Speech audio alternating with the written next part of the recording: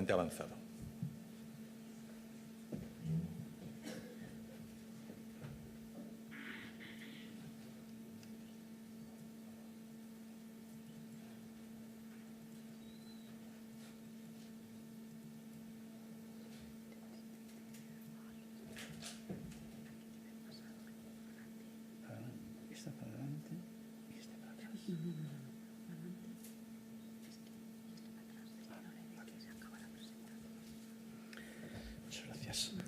Bueno, buenos días. En primer lugar, gracias, Juan Pablo, por confiar de nuevo conmigo y brindarme el privilegio de poder estar un año más con todos vosotros y disfrutar de esta maravillosa ciudad. El año pasado, en este mismo día, a estas mismas horas y en este mismo lugar, yo concluía mi charla diciendo que a pesar de los avances que habíamos observado desde el 2004 en cáncer de próstata diseminado, el beneficio de supervivencia en el conjunto de todos estos pacientes había sido escaso, por no decir marginal. Es decir, disponíamos entonces de una quimioterapia activa, de unos nuevos radioisótopos, de una nueva inmunoterapia y de un nuevo tratamiento hormonal. Sin embargo, esto no había sido suficiente como para elevar de forma sustancial la supervivencia de estos pacientes y más especialmente en ese grupo de pacientes cáncer de próstata metastásico sensible, hormonosensible, cuya asociación de tratamiento hormonal más docetaxel había supuesto una mejora de la supervivencia de casi el 11 hasta el 17 meses. ¿Esto por qué era? Nosotros concluíamos que esto era debido a que no todos los pacientes se benefician, sino solamente se beneficiaban un grupo seleccionado de pacientes que nosotros habíamos analizado a través de este estudio de subgrupos, de los dos estudios aleatorios como eran el CHART-IT y el GETUG. Pero además hacíamos una revisión de la literatura que venía a confirmar estos datos. Por lo tanto, esto era una especulación intelectual con bajo nivel de evidencia científica. Pero 2-3 semanas después, en el ESMO comunicaron las actualizaciones de ambos estudios, y los cuales vinieron a confirmar, bajo el punto de vista de evidencia científica, lo que nosotros habíamos dicho bajo el punto de vista de la especulación intelectual. Como ven aquí, hay un grupo de pacientes, aquellos que habían sido tratados previamente de forma radical el tumor primario, y no se observa diferencias significativas entre los tratados con la asociación de quimio y hormono versus la hormonoterapia radical, la hormonoterapia tradicional, y lo mismo aquellos pacientes que tenían enfermedad mínima. Entonces, cuando ojeamos las guías europeas, pues vemos que nos siguen ofreciendo a los pacientes, a todos los pacientes con metástasis de inicio, debían de ser tratados con la asociación de quimioterapia y hormonoterapia. ¿Esto debe ser así? Pues nosotros los ponemos en duda, pero podemos optar por dar un tratamiento en aquellos pacientes con metástasis de inicio, es decir, que no han sido tratados y con alto volumen tumoral. ¿Qué es lo que hay que hacer? Pues es un dilema que las guías no nos lo solucionan. Sería muy interesante el debatir sobre este tema, pero no es el objeto de esta presentación, sino el llamar la atención acerca de las limitaciones que muchas veces tenemos con las guías europeas, como por ejemplo esta.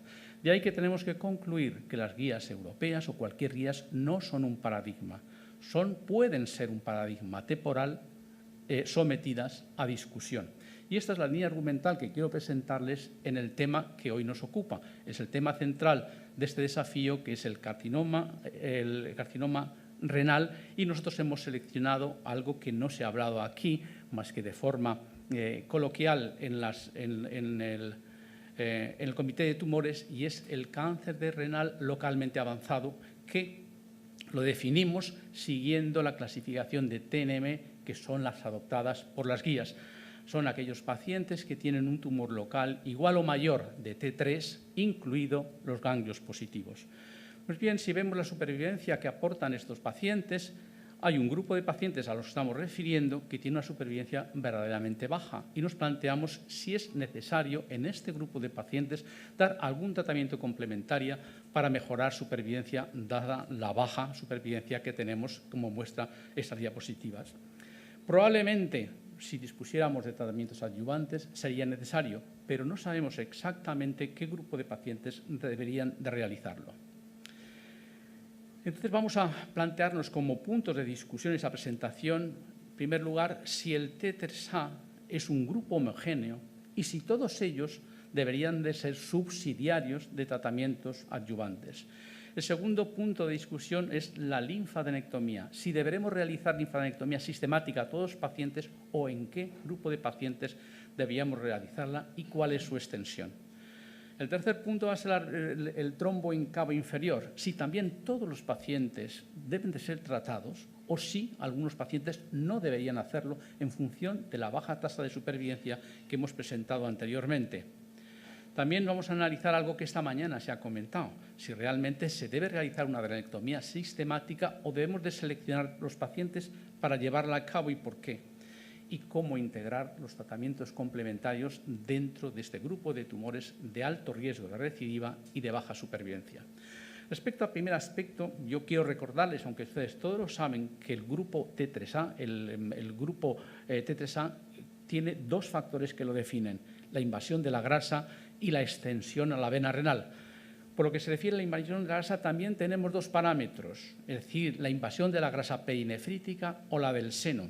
Y esto es importante porque en esta serie de la Clínica Mayo ya hace algún tiempo, fue muy llamativo el hecho de que no tenían un comportamiento biológico semejante, sino que aquellos pacientes con afectación de la grasa del seno tenían un comportamiento significativamente inferior que la grasa periférica, que la grasa perinefrítica. Por lo tanto, se cuestionaban el que ambos perteneciesen a un mismo grupo de la clasificación del TNM. Sin embargo, años posteriores, este estudio de otra prestigiosa institución demostró que no había diferencia.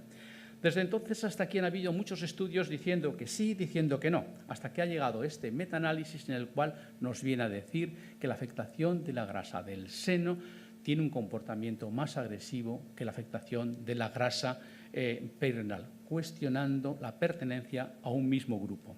Pero, sin embargo, este estudio, este y otros más, nos vienen a decir que la clave de este comportamiento diferente no sería tanto la afectación de uno u otro, sino la asociación de ambos. Como ven en esta diapositiva, hay unas diferencias estadísticamente significativas entre cualquiera de las dos afectaciones. Y no hay diferencia significativa, aunque sí que las ramas del Kaplan y Meyer son distintas de la afectación de grasa del seno y la grasa periférica. Esto viene confirmado en este análisis multivariado.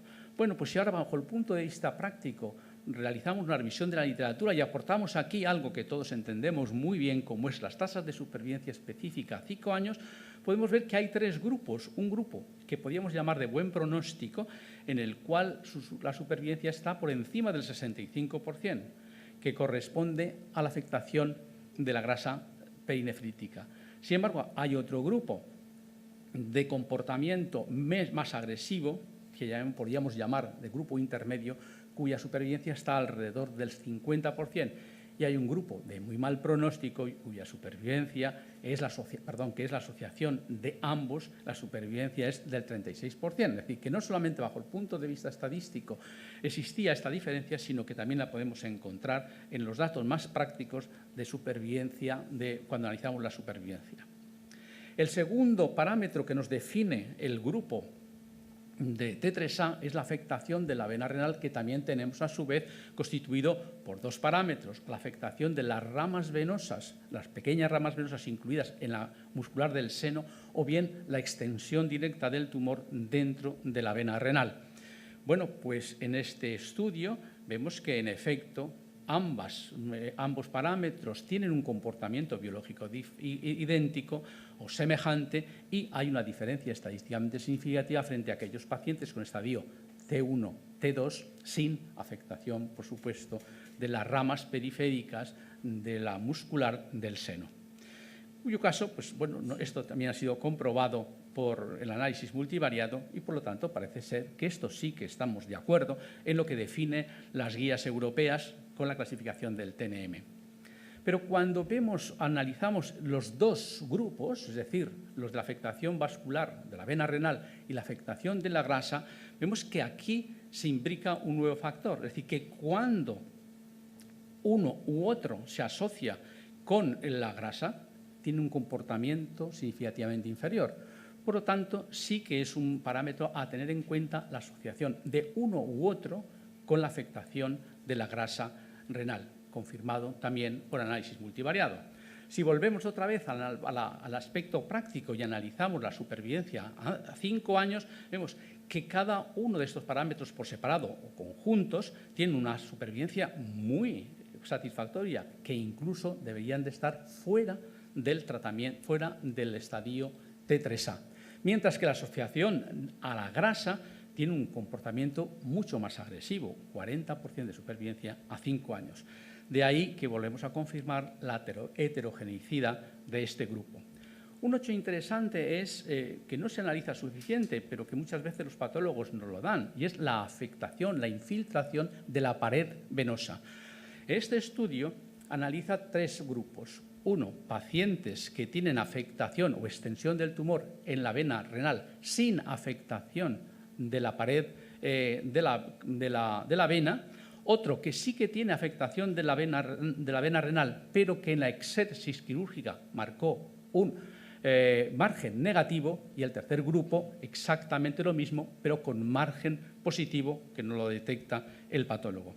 Bueno, pues como ven en las curvas de Kaplan y Meyer, hay unas diferencias significativas entre los 3 grupos, queriendo decir que realmente tienen un comportamiento muy heterogéneo, aquellos mucho más agresivo cuando hay márgenes positivos, menos cuando hay márgenes negativos y mucho mejor pronóstico cuando el paciente no tiene afectación de la pared vascular. También, dentro de que esto tiene menos artículos publicados, los que hemos encontrado marcan estas diferencias.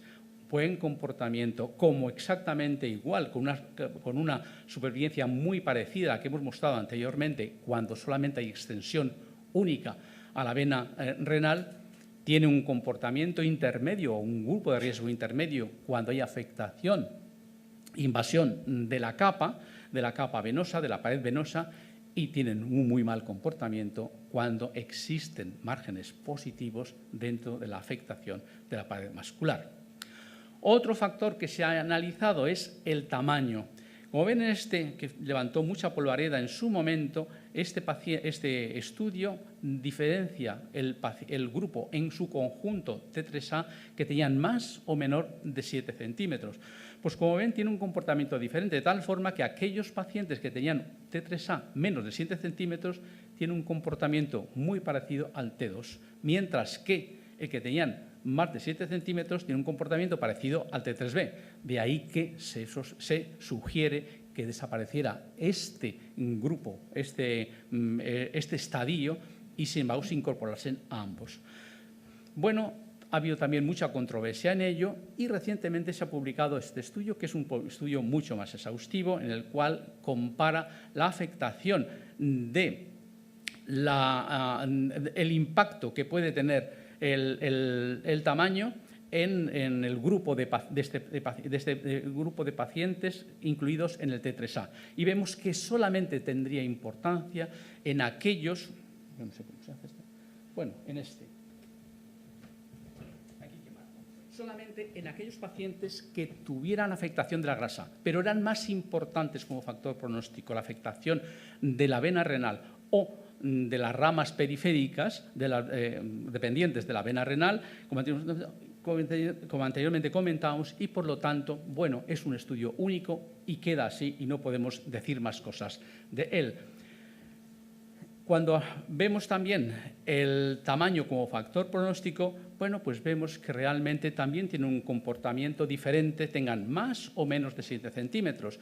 Un comportamiento de riesgo intermedio cuando tiene más de 7 centímetros y un comportamiento muy favorable por encima del 75% en aquellos pacientes con tamaño menor de 7 centímetros. Si todo esto que acabamos de comentar lo resumimos en esta diapositiva, vemos que podemos identificar un grupo de pacientes de mal pronóstico, de alto riesgo, cuya supervivencia a 5 años no supera el 40%.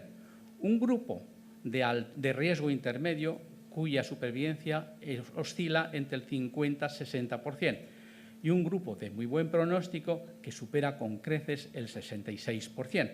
Si esto lo hacemos de una forma más lineal, vemos que podríamos definir pacientes de alto riesgo, aquellos que tienen afectación de seno y grasa periférica, o bien extensión en la vena renal con invasión de grasa o con invasión de la pared y márgenes positivos. Riesgo intermedio, aquel paciente que solamente tiene afectación de seno, aquel paciente que tiene invasión de la vena renal, de la pared de la misma, pero con márgenes negativos, o bien tiene un tamaño en su conjunto mayor de 7 centímetros. Y un grupo de pacientes, podríamos llamar de bajo riesgo, y que no sabemos exactamente dónde se ubicaría, que tiene o bien afectación de la grasa perinefrítica, o bien de la afectación de la vena renal, pero solo como este factor, o bien un tamaño menor de 7 centímetros, que sería un factor que tiene una supervivencia muy superior. Bueno, pues, ¿qué es lo que queremos concluir con todo esto? Con todo ello queremos decir, uno, que este grupo, el T3A, que nos lo ofrece la clasificación del TNM y que la asume las guías europeas, no es un grupo homogéneo. Es un grupo heterogéneo y que probablemente habrá que hacer algunos estudios como para diferenciarlos. ¿Por qué motivo? Bueno, pues que estos pacientes, muchos de ellos van a ser subsidiarios de tratamientos complementarios, de tratamiento adyuvante. En función de la eficacia del tratamiento adyuvante, si lo disponemos, sería totalmente necesario el administrarlo en los pacientes que aquí hemos definido de alto riesgo. Si el tratamiento complementario fuera moderadamente eficaz, probablemente no sería necesario administrarlo en los pacientes de riesgo intermedio y menos en los pacientes de alto riesgo. Si el tratamiento adyuvante fuera muy eficaz, probablemente deberíamos de darlos en pacientes de alto y riesgo intermedio. Es posible que no tengamos tratamientos adyuvantes eficaces. Entonces, ¿para qué sirve esto? Sirve esto para definir grupos de riesgo, para incluirlos en estudios aleatorios. Es decir, nos vamos a encontrar con tratamientos aleatorios que después veremos, los cuales no aparece significación estadística. Bueno, no se aparece significación estadística porque probablemente se han incorporado un grupo de pacientes tan heterogéneo que se necesitaría una muestra tremenda para encontrar la significación estadística. Mientras que tú seleccionas pacientes de muy alto riesgo con que sea una eficacia moderada del tratamiento adyuvante, probablemente sea más eficaz. Menor número de pacientes requeridos, menor número de muestra y probablemente más eficaz en el diseño. De ahí que esto lo que veníamos a decir es lo importante de hacer una selección adecuada de los pacientes y no un grupo tan heterogéneo, porque nos podemos encontrar con resultados tan dispares y difíciles de interpretar. El segundo aspecto que queríamos analizar es la linfadenectomía. Bueno, en primer lugar, ya saben que la linfadenectomía persigue dos objetivos fundamentales, como es el mejorar el estadiaje, es decir, el diagnóstico, y mejorar el control de la enfermedad. Pero la incidencia de ganglios en el conjunto de pacientes con cáncer renal es muy baja y quizás se duplica cuando analizamos solamente aquellos pacientes que han sufrido una linfadenectomía. Pero esta incidencia está relacionada con una serie de factores que fueron descritos ya hace mucho tiempo y aquí resultó un análisis multivariado paradigmático que seguimos utilizando por la Clínica Mayo y que ven aquí cuáles son los 5 factores de riesgo. De hecho, cuando existen en el paciente, en el tumor, 2 o más factores de riesgo, se quintuplica la incidencia de las adenopatías positivas. ¿Qué es importante en ello? Porque nos ha definido un grupo de pacientes de alto riesgo de sufrir adenopatías y esto probablemente será importante más adelante. ¿Pero tiene valor pronóstico la linfadenectomía? Evidentemente sí, porque nos define 2 grupos, un grupo de muy buen pronóstico y un grupo que tiene una probabilidad de fallecer a causa del cáncer 3 veces superior en su conjunto. Por lo tanto, sí que nos identifica un grupo de pacientes de mal pronóstico subsidiario, probablemente, de tratamientos adyuvantes. ¿Pero tiene un valor terapéutico? Bueno, pues tenemos que responder que sí. Cuando solamente analizamos pacientes con afectación ganglionar en el estudio patológico, vemos que la supervivencia en el primer estudio del Memorial es excelente, pero bueno, el seguimiento es muy corto y por lo tanto hay que ponerla en cuestión. Mientras que en el estudio del MD Anderson, con un seguimiento máximo de 120 meses, de 10 años, bueno, la supervivencia no es tan buena, pero se mantiene en el tiempo. Por lo tanto, nos está diciendo indirectamente que la linfadenectomía en pacientes con ganglios positivos tiene un valor terapéutico.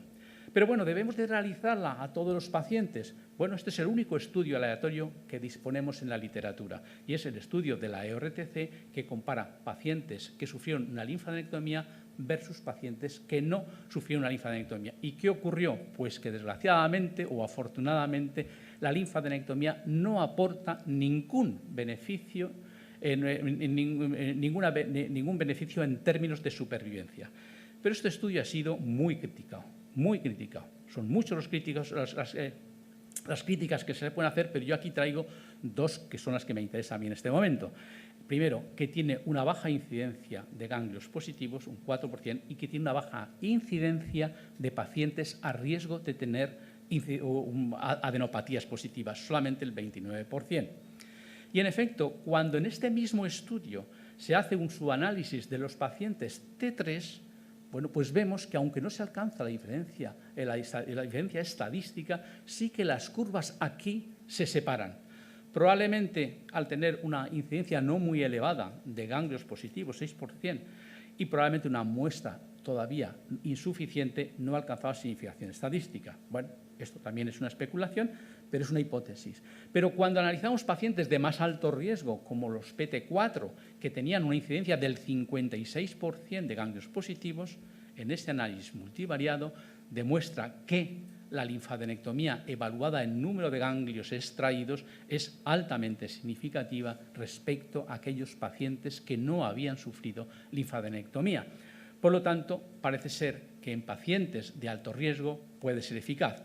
Y esto se confirma en este complicado pero paradigmático estudio de la Universidad de Erlangen que compara linfadenectomía ampliada, linfadenectomía regional y linfadenectomía iliar. Y como veis, hay una correspondencia entre el número de ganglios extirpados, según marcamos, con la flecha. Pero lo que es más importante es que cuando analizamos la supervivencia a 5 y 10 años, hay una diferencia estadísticamente significativa en aquellos pacientes que sufrieron una linfadenectomía extensa. Pero además, esto fue particularmente verdad en todos pacientes de alto riesgo de sufrir adenopatías, como altos estadios, altos Fuhrmann y pacientes con adenopatías positivas. Lo que nos venía a decir es que la linfadenectomía tendría un valor terapéutico en pacientes de alto riesgo y que la linfadenectomía deberíamos de hacerla de forma extensa. Esto viene confirmado en este estudio utilizando la base de datos de la SIR, el cual viene a confirmar exactamente lo mismo, que la linfadenectomía es útil en función del número de ganglios, es decir, la linfadenectomía extensa, pero solamente en pacientes que tenían adenopatías positivas. De tal forma que por cada un ganglio más extraído mejoraba la supervivencia específica un 10%. En este mismo sentido, otro estudio que también nos califica las linfadenectomías en limitadas, regional, extensa, etcétera, etcétera, en función del número de ganglios extraídos, viene a confirmar exactamente lo mismo, que es eficaz, pero es más eficaz en pacientes de alto riesgo de sufrir adenopatías. De tal forma que también por cada ganglio extraído, este mejora la supervivencia entre 3 a 18 años. Pero este estudio, a diferencia del anterior, beneficia no solamente a los pacientes con adenopatías positivas, sino al conjunto de todos los pacientes. Pues bien, en esto se basan las recomendaciones de las guías, que nos dicen que hay que considerar una linfadenectomía extensa en todos aquellos pacientes de alto riesgo de tener adenopatías positivas y, por supuesto, en aquellos pacientes en los cuales sospechamos clínicamente la existencia de un ganglio positivo. Pero bueno, así están las cosas. No, desgraciadamente tenemos nueva información que no han recogido las guías de este año, que están fichadas en el 2017. Este estudio corresponde a una actualización del primero que les he presentado yo de la SIR, en el cual confirma los datos anteriores. Pero cuando hace un análisis estadístico mucho más riguroso, es decir, cuando eliminan los pacientes con Fuhrmann, que era desconocido, o bien los agrupa en un subgrupo distinto, no parece que hayan diferencias entre aquellos pacientes que tenían linfadenectomía o no tenían linfadenectomía, cuestionando el primer estudio y cuestionando la eficacia de la linfadenectomía extensa en este grupo de pacientes. Este estudio ha sido publicado recientemente en el European, en el cual, procedente de la Clínica Mayo, utiliza unos test estadísticos muy meticulosos y muy escrupulosos. Es decir, es el Propensity Score, pero con otros tres tests que lo que pretenden es intentar eliminar o minimizar los sesgos que podemos tener en una serie heterogénea. ¿Y qué nos dice? Que tomando como punto de referencia la supervivencia libre de metástasis, la incidencia de metástasis, la mortalidad específica, la mortalidad global, no hay diferencias estadísticamente significativas entre los pacientes que reciben linfadenectomía y aquellos que no.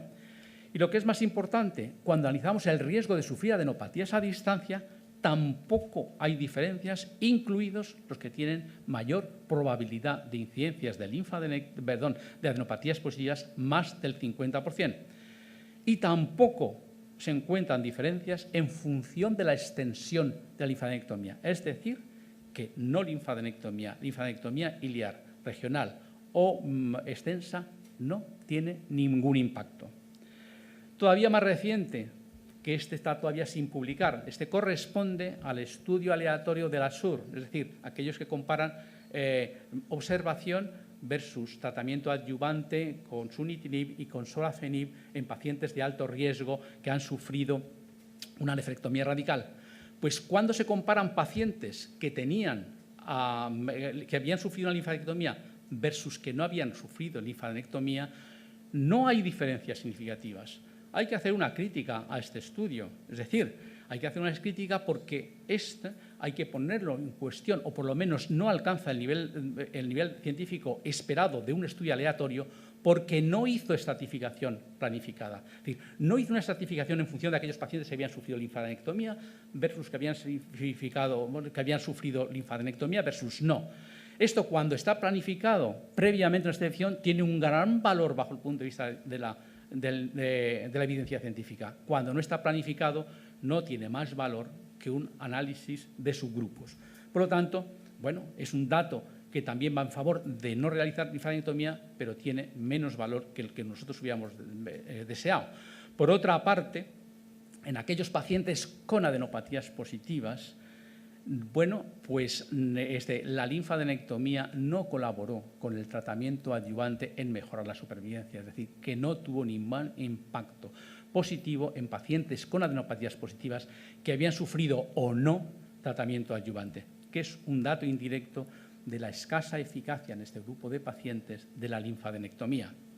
Pero también este estudio reciente, todavía es más reciente que su primo hermano de la Clínica Mayo, solamente analiza pacientes con adenopatías positivas. En estos pacientes, vean ustedes, aquí que la supervivencia no es importante, pero está presente y se mantiene durante 10 años, lo que significa que en este grupo de pacientes sí que la linfadenectomía tiene un valor terapéutico. De ahí que lo importante será identificar este grupo de pacientes y tengamos presentes estas dos series, las cuales nos dice que cuando estudiadas tanto con TAC como linfadenectomía, cuando la TAC nos dice que no hay adenopatías positivas, solamente entre 1 al 2% de los pacientes van a mostrarlas en la linfadenectomía. Y esto se traduce bajo el punto de vista estadístico en que el valor predictivo negativo de la TAC, con los nuevos TAC, es muy elevado, el 90%. Por lo tanto, excluye la posibilidad de realizar una linfadenectomía en este grupo de pacientes. Frente a que deberíamos de realizarla en pacientes con sospecha clínica de adenopatías, asumiendo al menos un 40% que nos vamos a equivocar. Es decir, un 40% de los mismos vamos a hacer una linfadenectomía sin que haya adenopatías positivas. Pero hemos excluido el núcleo más importante, que eran aquellos pacientes sin sospecha clínica de adenopatías. Se han intentado mejorar estos datos diagnósticos y aquí tenemos un ejemplo de ellos, pero desgraciadamente aquí se ha observado una correlación entre el diámetro máximo del eje corto del ganglio, pero bueno, ¿dónde ponemos el cutoff? ¿Dónde ponemos el corte? Es muy difícil, es un estudio bonito, pero no es bajo el punto de vista práctico, porque cada uno podemos poner el cutoff donde consideremos oportuno. Hay otras nuevas tecnologías como el ganglio centinela utilizando nanopartículas linfotróficas. Bueno, está en estudio y veremos qué nos da de sí. Lo mismo que la utilización de marcadores biomoleculares con el PET-TAC. Bueno, pues también está en estudio sin que tengamos resultados concluyentes. De ahí que en este aspecto tenemos que comentar que el considerar una linfadenectomía extensa en pacientes con signos adversos que nos identifican, pacientes a alto riesgo de sufrir adenopatías positivas, bueno, las guías nos lo recomiendan, pero en mi opinión está totalmente controvertido. Es decir, que no tendríamos la obligación de realizarla en este grupo de pacientes a pesar del consejo de las guías. Sin embargo, cuando nos dice que hay que realizarla en pacientes que hay sospecha clínica por TAC o por palpación durante el acto quirúrgico de adenopatías sospechosas, sí que deberíamos realizar la linfadenectomía. ¿Pero qué linfadenectomía? Hemos visto la controversia que hay entre linfadenectomía extensa o cualquiera de ellas. Bueno, pues lo único que podemos decir, no vamos a despejar la duda, es que es difícil establecer unos límites. ¿Por qué? Porque el drenaje linfático es muy inconsistente y es muy variado. Pero basándonos en la incidencia de la localización de las adenopatías en los pacientes que han sufrido linfadenectomía, bueno, pues podemos decir que estos serían los límites, tanto en el lado derecho como en el lado izquierdo, más adecuados en una linfadenectomía, sin que esto entre dentro de la evidencia científica, sino de la lógica. Debemos de tratar a todos los pacientes con trombo en cava con cirugía. Bueno, ¿y qué valor pronóstico tiene el nivel del trombo? Bueno, primero tenemos que decir también que la incidencia es muy baja, pero sabemos que esto supone un reto quirúrgico para nosotros, para los urólogos. De ahí que, aunque la incidencia sea baja, la importancia es extrema. Este es un estudio ya muy antiguo, pero que fue clave para definir el papel de la cirugía. Cuando se comparan pacientes con trombo en cava que han sufrido cirugía versus aquellos pacientes que no han sufrido cirugía, embolización o datos paliativos, la diferencia es altamente significativa en favor de la cirugía. De ahí que, en principio, hay que hacer cirugía a todos los pacientes con trombo en cava. Bueno, el diagnóstico ya lo hemos hablado esta mañana y no vamos a hablar lo mismo. Nosotros hemos adoptado para esta presentación estos niveles de trombo, que son los de Libertino, los clásicos, hay muchos más, pero bueno, este nos parece a nosotros que se ajustaba más a lo que nosotros queríamos decir.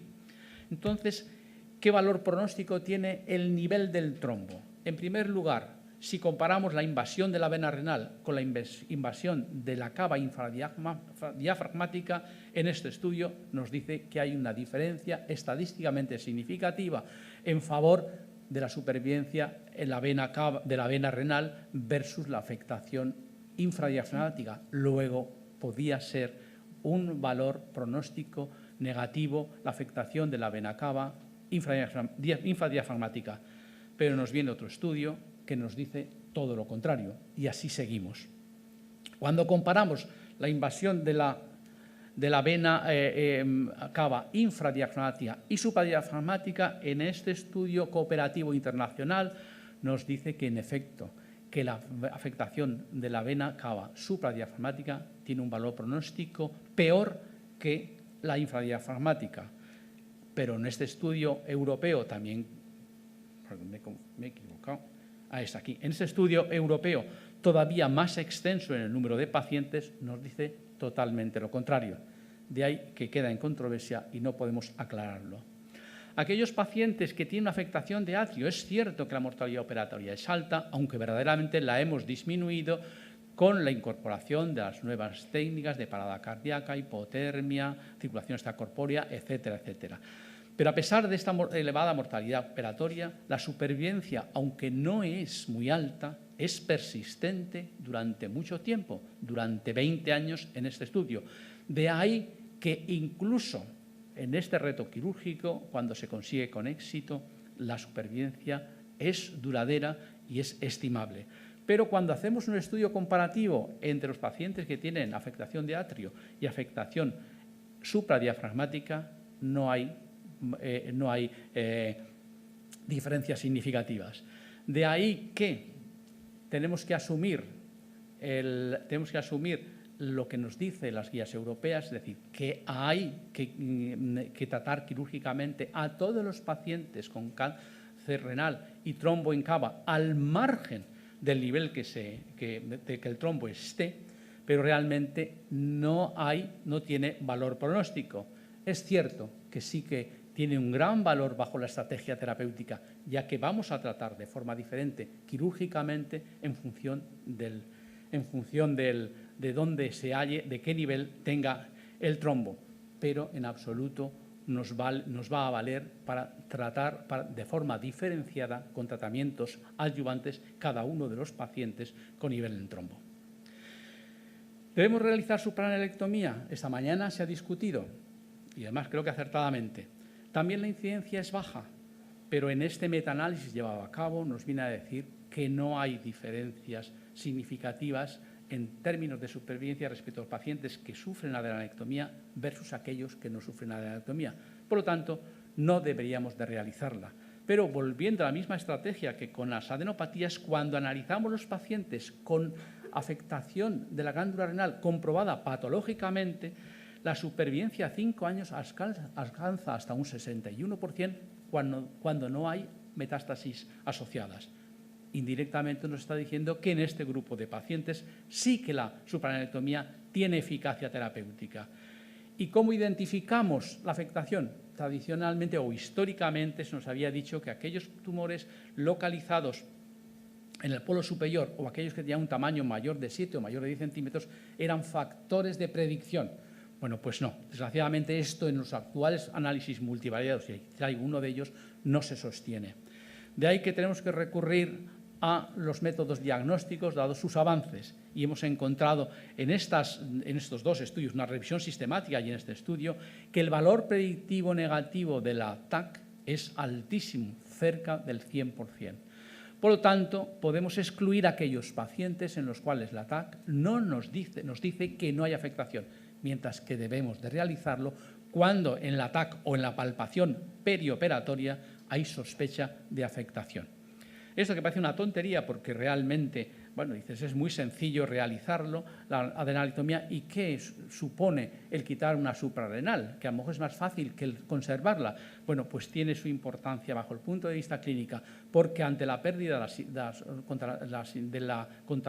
la suprarrenal contralateral, la incidencia de mortalidad por insuficiencia suprarrenal aguda es superior al 20%. Por lo tanto, en un paciente no nos importa, pero cuando nos viene el problema es importante y entonces te arrepientes de no haber conservado una suprarrenal, aunque sea casos, llamémosle, anecdóticos. Por lo tanto, aquí sí que estamos totalmente de acuerdo con la indicación que nos ofrecen las guías europeas. Tratamientos adyuvantes. Bueno, pues aquí tenemos los 4 estudios publicados unos y comunicados otros. Desgraciadamente no nos han dado resultados positivos. Son todos resultados negativos. Ningún tratamiento adyuvante con sunitinib, sorafenib, con la inmunoterapia, no la actual, sino la anterior, no han supuesto ningún beneficio terapéutico. Por lo tanto, no estamos autorizados a realizar tratamientos adyuvantes en ningún caso. Pero lo que sí que es importante es tener presente que estamos pendientes de otros estudios aleatorios, que siempre tenemos la ilusión de que nos van a salir positivos con las nuevas inmunoterapias. Por lo tanto, todo lo que hemos dicho anteriormente de los estadios T3A probablemente cobren valor en el diseño de nuevos estudios con nuestras nuevas moléculas, que todos estamos ilusionados en que en alguna de ellas salga positivo y entonces tengamos una indicación terapéutica. Tratamientos neoadyuvantes. Bueno, pues aquí traemos una revisión de la literatura y nos viene a decir lo siguiente, que sí se observa en su conjunto una disminución del tamaño del tumor renal. Es aproximadamente un 20%, tanto evaluado con la reducción porcentual del diámetro como con la reducción longitudinal del diámetro, como en la valoración del RECIST. Por lo tanto, son datos positivos, pero habrá que esperar que nos den los resultados de los estudios aleatorios para poder introducirlo o no.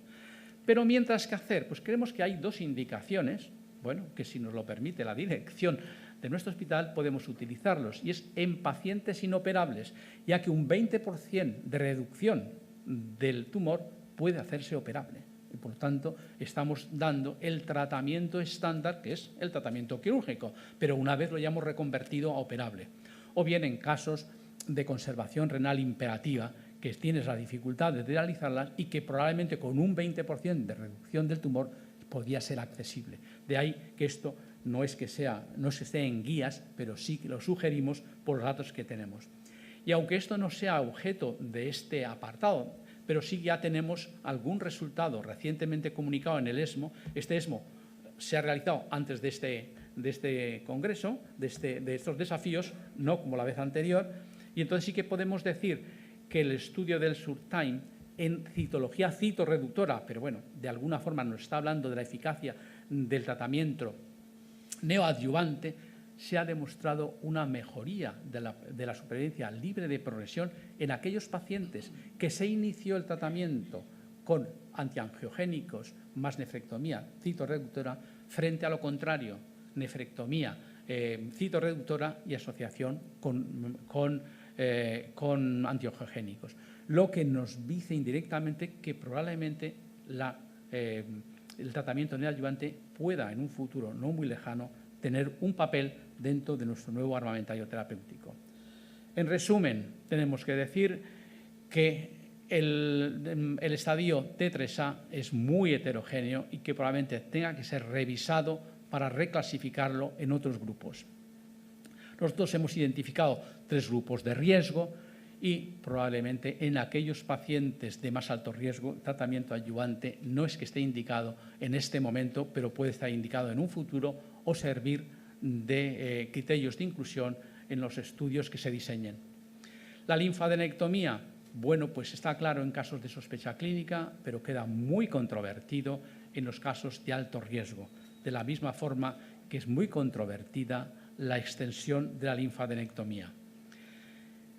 Que el paciente con afectación de trombo en cava debe ser tratado siempre que podamos quirúrgicamente, pero que sepamos que el valor pronóstico del trombo no está demostrado bajo el punto de vista de evidencia científica, pero que sí nos sirve como estrategia terapéutica. Que la suprarenectomía solamente deberíamos realizarlo en casos de sospecha clínica y que de momento, desgraciadamente, no podemos indicar o aconsejar tratamientos adyuvantes o neoadyuvantes, al menos todavía. Muchas gracias.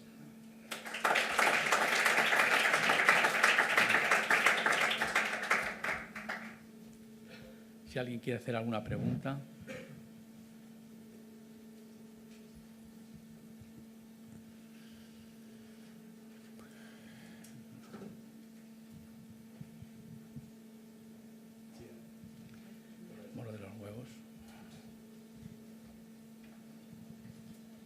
Hola. Gracias por tu gran presentación. Has dicho que todas las pruebas adyuvantes han sido negativas. Hay un beneficio en la progresión de la supervivencia. Sé que la empresa Pfizer está buscando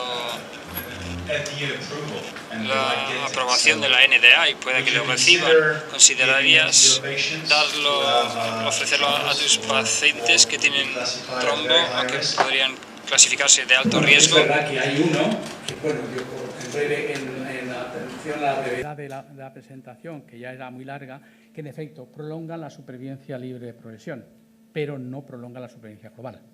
De ahí que no está aceptado como tratamiento adyuvante. Es cierto que en pacientes de alto riesgo te queda la duda, pero es que no podemos, bajo el punto de vista de las normas regulatorias, de las agencias regulatorias, no podemos administrar tratamiento adyuvante.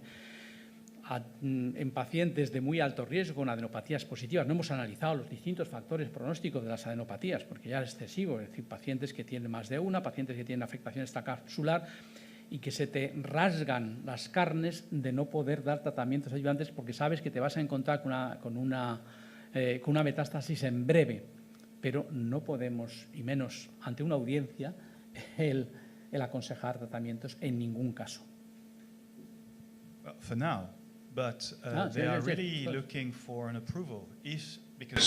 Ahora sí buscan una aprobación porque muchos tratamientos adyuvantes en otros campos, aparte del cáncer de riñón, se daban en base a la supervivencia libre de progresión. Si se aprueba, lo van a considerar dárselo a los pacientes. Lo digo porque en Francia hay un gran debate en este momento, una gran pelea entre los neurólogos, que sobre todo favorecen este tipo de tratamiento, y los oncólogos que dicen que no, que esto no tiene sentido.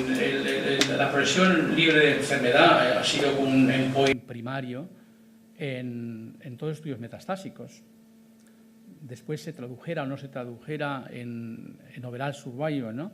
Y siempre se ha dicho lo mismo, es decir, es eficaz, pero como después tenemos tratamientos de rescate tan eficaces, al final nos sale lo mismo. Nos sale lo mismo el dar un tratamiento ahora que un tratamiento de rescate. Las razones, a mí me parece que el endpoint más importante, sobre todo en estos pacientes que no son metastásicos, es la supervivencia global, no la supervivencia libre de progresión. Pero bueno, eso tiene que, la FDA y la EMA son los que tienen que definir el valor real. Ahora, yo me inclino a pensar en pacientes no metastásicos que el endpoint primario es la supervivencia global.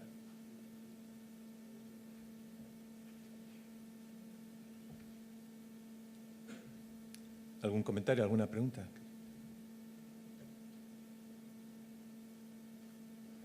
Bueno, nos deja Eduardo como nos dejó el pasado año, con un montón de cosas para revisar. Igual esperamos y el año que viene nos hace un resumen como este año también. Bueno, pues hemos acabado, me parece, ¿no? Eduardo, ven un momento, ven. Bueno, pues no sé, nos toca despedir esta... nada, pues rápidamente, agradeceros un año más, ya son 12 el que estéis aquí, agradeceros vuestra confianza, vuestra asistencia, vuestros comentarios, vuestra participación. Y antes de que se me olvide un poquito todo, agradecer a todas las personas técnicas que nos han ayudado, el láser, el streaming, la Secretaría Técnica. Muchísimas gracias a los ponentes que habéis venido de fuera. Cada vez que hemos tenido oportunidad de que algunos de vosotros en los años anteriores, y este año ha sido igual, asistáis, aparte de lo científico que habéis aportado, que es un absoluto lujo, el conoceros personalmente, ¿no? Y el haber compartido estas horas, vamos, es muchísimo más que lo científico, y para nosotros como organizadores el poder ofrecer esa cercanía a nuestros compañeros de nuestros hospitales, pues es fantástico, y lo tengo que decir. Muchas gracias. Yo tengo que agradecer a todos los compañeros de mi hospital la colaboración permanente y en la asistencia a los pacientes con cáncer y en general a todos nuestros pacientes. Creo y veo los entornos un poquito así, y creo que es un lujo teneros como compañeros y amigos. Y, por supuesto, tengo que agradecer a todos los miembros de mi servicio por el trabajo diario y en estos días también, que aquí hemos estado algunos y otros han estado manteniendo la actividad asistencial. ¿Qué más? El año que viene estamos con Pepe Rubio.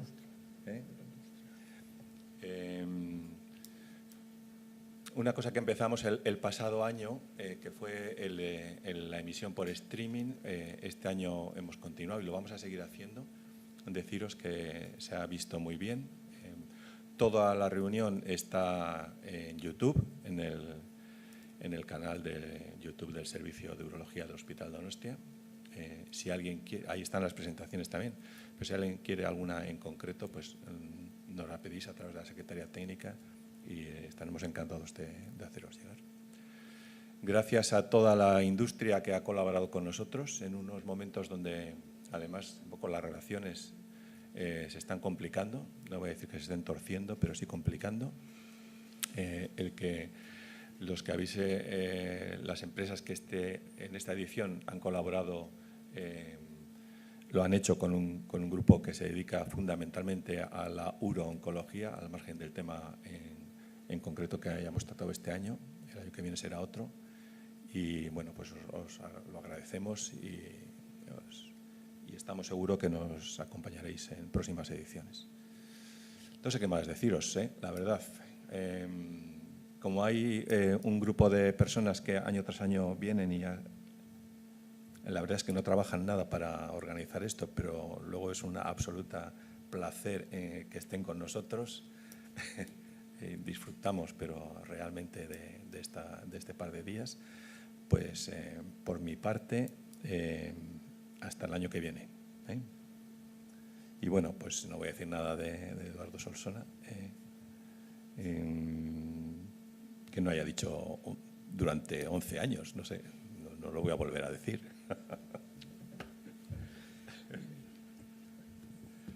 Vale.